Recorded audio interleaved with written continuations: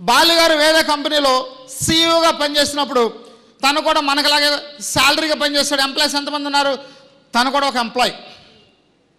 అక్కడ విధి విధానాలు నచ్చక చాలామంది డిస్ట్రిబ్యూటర్లు ఇబ్బంది పడుతుంటే వాళ్ళ బాధ చూడలేక మేనేజ్మెంట్తో చెప్తే మేనేజ్మెంట్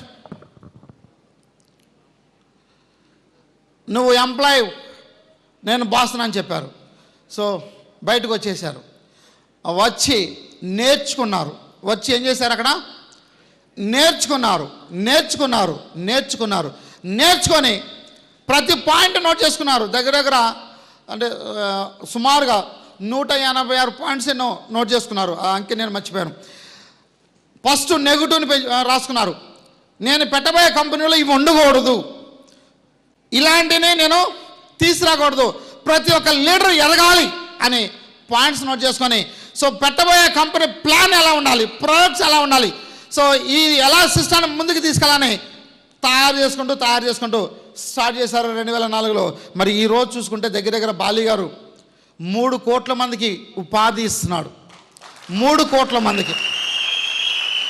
దాంట్లో మనం, నేను అండ్ మీరు, సో అందరం హ్యాపీగా ఉన్నామా లేదా? 13,83,000 ఇన్కమ్ అంటే ఒకసారి థింక్ చేయండి.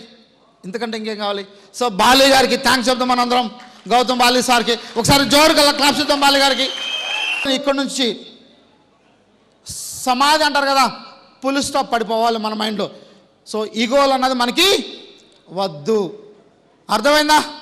సో ఈగోలు వదిలి, సార్ ఇదో స్లైడ్, సో చూడండి, ఈగోని వదిలేసి లాటరల్ థింకింగ్ మన మైండ్లో ఇందాక రెండు చెప్పాము. ఏంటిది? Negative positive.